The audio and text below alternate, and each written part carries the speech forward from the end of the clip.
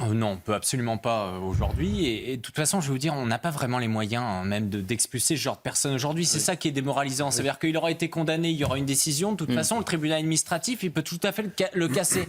Rappelez-vous, en début d'année, on avait présenté chez Frontières une enquête où on avait analysé tous les tribunaux administratifs de France sur l'espace de 2 mois. Et on a vu qu'il y a certains tribunaux administratifs où si vous contestez votre décision d'expulsion, vous avez jusqu'à 1 chance sur 2 de le remporter.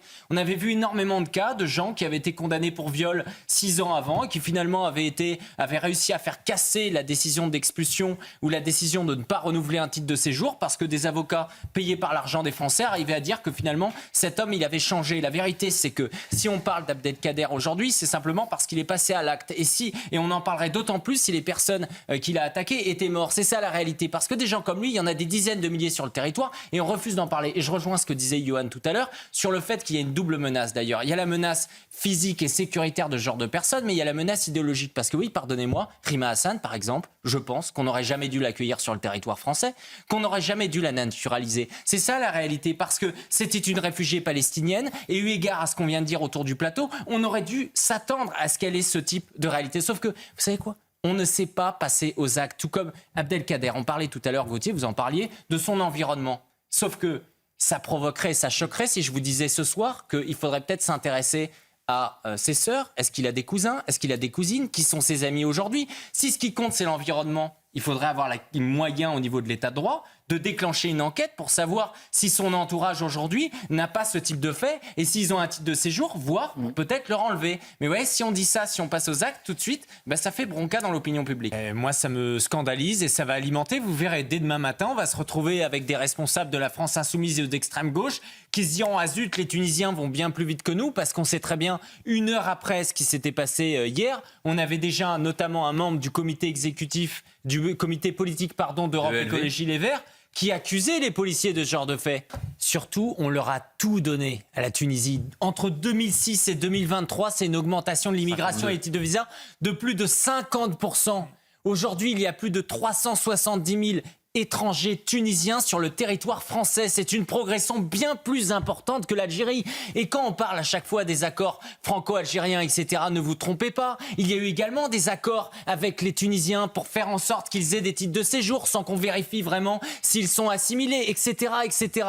Et malgré le fait qu'on leur donne autant de cadeaux, malgré le fait qu'on tolère depuis des mois, le fait que sur 13 214 OQTF en 2024, il y en avait seulement 1294 qui étaient exécutés, ils se permettent de continuer à faire ce genre de choses et surtout à pointer du doigt nos policiers. Moi, c'est ça que je trouve scandaleux. Les policiers qui nous regardent ce soir, ils vont se retrouver en danger dès demain parce que lorsqu'ils vont devoir intervenir dans certains quartiers, notamment contre le narcotrafic, à chaque fois, ils vont être menacés parce que la police tue, c'est un slogan aujourd'hui qui est partagé à chaque fois par l'extrême gauche, par certains quartiers et par des dirigeants du pays du Maghreb. Éric Tegner. Alors, pour le coup, il y a une bonne nouvelle. C'est-à-dire que le gouvernement tunisien est en train de nous dire que, dans le fond, ça le dérange extrêmement au point de faire un communiqué à cette heure de la soirée qu'un islamiste qui a tenté quand même d'assassiner des gens se fasse finalement neutraliser par la police. Mais s'ils adorent ce type de profil, tant mieux. On en a des milliers à leur envoyer. Mais qu'ils les reprennent. Bien sûr, parce qu'il y a des irréguliers, mais il y a des réguliers comme cet homme. Pourquoi ils n'en veulent pas? Parce qu'ils savent très bien que souvent,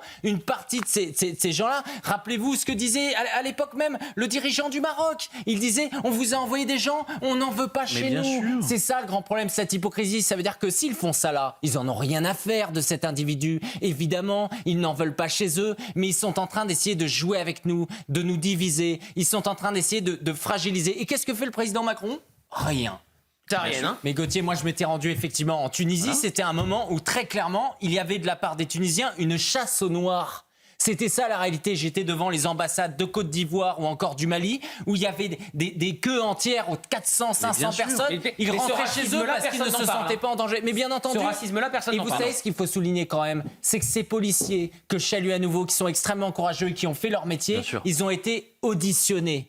Je ne crois pas qu'il y a le même système en Tunisie du côté des pays du Maghreb. C'est toujours les mêmes qui nous donnent des leçons de morale, des leçons de racisme, d'antiracisme, des leçons d'état de droit, etc. Mais quand on va fouiller un peu et ouvrir le capot chez eux, on voit que c'est pas joli. Il faut rappeler qu'il y a de nombreux terroristes en France, des terroristes tunisiens, et à nouveau, Pour Éric, je n'amalgame pas évidemment tout le monde, mais il devrait normalement se taire. Lorsqu'on parle de Marseille, on en a reparlé hier, de Laura et Morane, le 1er octobre 2017, qui ont été assassinés par un Tunisien en situation irrégulière. Oui, la vérité, c'est qu'il y a eu un sujet là-dessus. Donc évidemment que ce qui s'est produit hier était une bonne chose. Pour être complémentaire. Emmanuel Macron, d'une certaine façon, a quand même validé le fait que les policiers, ils avaient foiré concernant Naël. Eh ben, la vérité, c'est que c'est ça aussi qu'on est en train de payer. On a des pays du Maghreb qui en profitent parce qu'ils savent qu'en France, il y a des dirigeants parmi les plus hautes sphères politiques qui légitiment le fait que la police tue. Là où il faut être prudent, c'est que François Bayrou, rappelez-vous, quand il n'était pas Premier ministre, puisqu'il a voulu depuis longtemps être Premier ministre, passer son temps à critiquer les autres et à dire je ferai mieux. Il a voulu être président de la République avant. La vérité, c'est que tous ces petits ministres aujourd'hui, qui de façon assez lâche vont aller parler à des journalistes en off pour dire on n'est pas arrêtez de sauver les petits métiers, les métiers millénaires. Je vais vous dire, il y a un point commun. La génération Z. C'était Rachida Dati qui, avant de rejoindre Emmanuel Macron, elle le disait très bien, il y a un point commun entre tous ces gens, c'est la trahison. La vérité, elle est là. Donc moi, je n'ai pas confiance en eux. Je pense que ces mêmes ministres qui aujourd'hui critiquent, s'ils étaient Premier ministre, ils seraient tout aussi nuls. C'est ça la vérité, parce que c'est pas une histoire de marketing, de qui choisir autre, c'est une histoire qu'on est en fin de règne. Voilà, c'est fini. On peut essayer de se croire à quoi que ce soit, c'est fini. C'est pour ça qu'Emmanuel Macron, il va prendre du temps à en nommer un. C'est le pouvoir après l'élection de Marine Le Pen, parce qu'elle tiendra peut-être l'Élysée, mais moi je tiens la rue. Oui, c'est un entraînement qu'il veut faire, mais sur le point de vue social, je pense que ça va être un échec. C'est-à-dire que, mais là où il a réussi, c'est que ça l'aurait exaspéré de voir le 10 septembre fonctionner sans que ce soit lui. Moi, ce qui va m'intéresser, c'est de voir... Moi, je suis quand même fasciné par... Franchement, qui en parle de ça, franchement de la volonté de mettre le bordel, alors qu'on a Antoine Léaumont qui appelait il y a quelques jours à attraper les riches par les cheveux. Donc, c'est la violence en permanence. Jean-Luc Mélenchon qui voulait mettre les préfets en prison. C'est tout le temps. Et ça passe crème. Et ça pose un énorme problème quand même, parce que beaucoup de Français voulaient exprimer leur colère le 10 septembre. On a vu comment certains se sont réorganisés avec Alexandre Jardin et les mouvements des gueux. Moi, ce qui va m'intéresser, c'est le 10 septembre. Quelle va être la réaction de la police? Nous, du côté de Frontière, on a eu des policiers de Lyon, par exemple, qui se sont inquiétés parce qu'ils ont eu des consignes de leur hiérarchie qui leur disaient « Vous n'intervenez que s'il y a des attaques aux personnes, mais s'il y a des attaques contre des commerces, vous n'intervenez pas. » Et donc, souvent... Des consignes données par qui? Des consignes données par leur hiérarchie. Nous, on a eu de nombreux policiers de Lyon. Par la préfecture? Ils disent leur hiérarchie, donc c'est la préfecture, c'est différentes personnes qui viennent. On a ciblé personne, mais aujourd'hui, ils sont extrêmement inquiets parce qu'il n'y a pas visiblement sur certains endroits la consigne d'aller dire on va protéger les commerces. Parce que c'est ça qui va compter. On est en train de parler de budget, de combien ça coûte, etc. Encore une fois, on va avoir des gens qui vont venir caillasser, qui vont venir casser des magasins, des devantures de magasins, et jamais ils vont payer. Déjà, il faudra les arrêter, il faudra les condamner. Ensuite, ils prendront 300 € d'amende. Et c'est l'assurance et l'État français qui vont rembourser. Sur le grand remplacement, Jules, c'est intéressant parce qu'il y a des quartiers où la population a changé. Des villes où la population a changé. Là où il faut peut-être mettre de la nuance, c'est que est-ce qu'il n'y a personne qui, dans une salle sombre, prévoit le remplacement des Français par une autre? Le commun, Éric Tegner, c'est de l'invasion. Oui, c'est assez facile de savoir aujourd'hui si on est dans le cadre d'une immigration en France ou dans le cadre d'une invasion. Et alors la réponse? C'est l'invasion. Quand on a 2 millions de personnes supplémentaires depuis l'arrivée d'Emmanuel Macron sur le territoire français, c'est un problème. Quand on a un taux de natalité d'1,6 enfants par femme, alors que de l'autre côté, les Algériennes en France ont 3,6 enfants par femme, bien entendu qu'il y a un phénomène de grand remplacement. Mais je vais vous dire, à chaque fois on se retrouve avec des responsables politiques qui vous disent « Ah ben non, mais ça c'est du complotisme, c'est la théorie du grand remplacement. » Et tout ça c'est faux. Donc nous on est là en train d'essayer d'expliquer, faire les courbes, la démographie. Et dans 40 ans ils nous diront « Oui mais c'est trop tard, ces gens-là ils sont français, ça n'a rien à voir, on va pas les renvoyer chez eux. » Et là vous êtes contraints. Eric. Moi, je me réjouis de ce qui est arrivé, mais il y a encore énormément de travail. Et je vais vous parler de moi, ce qui m'est arrivé très concrètement, parce que hier, j'ai été convoqué devant la 17e chambre correctionnelle de Paris. Vous avez l'habitude. J'étais aujourd'hui aussi, alors j'étais représenté, cette fois-ci devant les avocats à Marseille. Et donc hier, par qui? Par les musulmans de France. Une organisation proche des frères musulmans qui, du coup, fait une sorte de djihad judiciaire contre moi et contre Frontière. Et d'où venait la plainte à l'origine? Elle ne venait pas des musulmans de France. Elle venait du CCIF. Rappelez-vous, le CCIF, cette organisation dissoute pour islamisme par Gérald Darmanin. Il a fait des bonnes choses après la mort de Samuel Paty. Et donc, on se retrouve aujourd'hui quand même avec des organisations proches des frères musulmans, des organisations islamistes qui, en fait, sont tranquillement devant le juge, à la 17e chambre correctionnelle de Paris, bien reçus, et vont pouvoir, vous attaquer demain pour islamophobie, etc., et mener une sorte de censure. C'est quand même ça la réalité qu'on voit aujourd'hui. Je ne le crois pas. C'est assez simple. Il suffit de regarder Al Jazeera. C'est passionnant. Lorsqu'il y a la journée LGBT chaque année, vous savez, Al Jazeera, ils ont des comptes Twitter et Facebook pour chaque pays. Ben voilà, il y a certains comptes Facebook, notamment dans les pays occidentaux, ils vont mettre le drapeau LGBT juste à côté.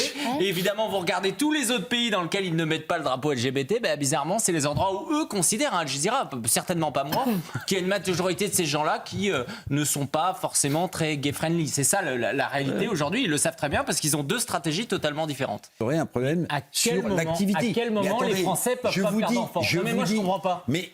C'est quoi le problème? On a un problème biologique, on peut pas faire d'enfants. Non mais c'est lunaire. Parce qu'il n'y a pas de politique de natalité suffisante. On est foutu, il faut aller chercher au Nigeria, il faut aller chercher au Maghreb. Le fait est là. Le fait est là. Il suffit de faire plus d'enfants. Le fait est là. La natalité s'est effondrée en France comme dans d'autres pays européens. Donc ce que je vous dis simplement, j'ai commencé par applaudir les propos du président argentin. Dès l'instant où vous avez des populations qui vont modifier la culture du pays qui les accueille, ce n'est pas acceptable, ce n'est pas vivable. Je vais répondre. Maintenant, pardonnez-moi, vous avez une analyse un peu caricaturale sur la fin. Alors voilà, parce qu'en réalité, avec cet effondrement de la natalité, on a de moins en moins de main-d'œuvre. Il faut avoir des quotas d'immigration légale choisis et réformer l'espace de Schengen. Je vais citer un grand patron qui est Stanislas de Bensman, qui a fait une tribune dans le Figaro. Il explique très bien, et vous devriez la relire, parce que j'imagine que vous l'avez fait. Qu'à l'heure des nouvelles technologies, de la robotisation et de l'intelligence artificielle, tous ces emplois dont on considère depuis 10 ans qu'on a besoin d'immigration, demain, il n'y aura plus besoin de ce genre de choses. C'est le premier point. Et ensuite, vous savez très bien, aujourd'hui, oui, il y a un problème parce qu'il y a beaucoup plus de population âgée. Mais la vérité, et c'est triste de le dire peut-être, mais que dans 30 ans, on sera dans un nouveau cycle. Parce que cette partie de cette population aujourd'hui sera décédée. Donc, c'est-à-dire qu'on est sur un problème qui est conjoncturel. Et vous, votre solution, elle va être structurelle. C'est-à-dire de faire venir des gens, faire en sorte qu'ils aient des enfants, des familles. Et moi, mes enfants et mes petits-enfants, ils ne pourront plus rien changer. Parce qu'évidemment, ils n'iront pas voir ces gens qui seront français en leur disant on va vous payer un billet d'avion et vous allez rentrer chez eux. Et c'est ça le grand problème. Vous savez, au rythme auquel se développe l'intelligence artificielle, on ne connaît même pas les métiers de demain ni les formations qu'il faut mettre en face. Donc, me parlez pas. Alors voilà, bon, on en est là en réalité. Mais vous avez un problème de natalité. Vous le voyez ou non? Voilà, il n'a pas des enfants. Il n'a pas d'aller chercher des Africains. Non, mais les Africains. Excusez-moi, mais il y a. Mais non, mais on n'est pas obligé d'aller en Afrique, d'aller au Maghreb pour faire venir des gens pour qu'ils fassent des bébés à notre place. Je suis désolé d'être extrêmement là-dessus terre à terre, mais je comprends pas ce truc. Ça veut dire quoi? Un Européen peut pas faire de bébé? Non, mais moi je trouve ça lunaire. Comme si c'était. Ils n'en font plus. On ne pouvait plus changer les choses. Les illégaux continueront à rentrer. Eric Revel, vous les voyez très souvent dans les cafés, des déjeuners, etc. Et dites-leur d'arrêter. Mais vous n'êtes pas un chef d'entreprise, vous, Eric Tegner? Vous n'êtes pas un chef d'entreprise? Eric. Il n'est pas un chef d'entreprise. Mes amis du MEDEF. Bien sûr, mais vous savez, le MEDEF ne représente pas tous les chefs d'entreprise et tous les gens du MEDEF ne sont pas d'accord avec le patron du MEDEF. La vérité, c'est que la dernière loi immigration, ils ont poussé pour la régularisation des travailleurs sans papier. En même temps, parce que les sujets économiques vous intéressent. Et aujourd'hui, une des causes, c'est aussi que cette immigration illégale, elle profite à énormément de gens. Et beaucoup attendent, et c'était l'article 3 de la loi immigration, de les régulariser. Mais essayez d'élever un petit peu le débat, Eric Tegner. Qu'est-ce qu'on fait Il faut soigner la cause. Moi, je vais vous dire, quand je vois sur des chaînes concurrentes, lors des débats sur la loi immigration, des gens, des restaurateurs qui viennent sur le plateau de télévision et qui assument de dire qu'ils emploient dans leur cuisine des travailleurs irréguliers, je ne comprends pas qu'à la sortie, il n'y ait pas la police et qu'ils ne se retrouvent pas devant le tribunal le lendemain. On est dans un pays où on peut dire on fait des choses irrégulières et on vous invite. Et tout se passe bien. Tous les soirs ici, on se demande pourquoi nos responsables politiques ne comprennent pas le citoyen au fond du Gers, le citoyen au fond de la Corrèze, au fond de la Creuse. Mais ce que je veux dire, c'est que si à un moment, de toute façon, ces responsables politiques sont même pas capables de voir que Marine Le Pen, qui voit absolument toutes les semaines, ne va pas voter pour eux, c'est vraiment qu'ils sont totalement déconnectés de tout. C'est ça qu'on est en train de comprendre. Excusez-moi, quand on m'a dit vote de confort, à la seconde, on a compris que c'était terminé. En fait, à la seconde. La vérité, c'est qu'on est en médiocratie. Il n'y a que Jules qui m'a dit qu'il faut attendre les socialistes. Ces gens-là sont incompétents. Il n'y a pas de complot. Ce sont des nuls. C'est toujours cash. Mais là où je suis un peu moins d'accord à ce qui a été dit tout à l'heure, c'est qu'on fait comme si cette réunion qui s'est passée là, elle s'est improvisée les derniers jours. Non, il faut reprendre du recul. Pourquoi il s'est passé ça ?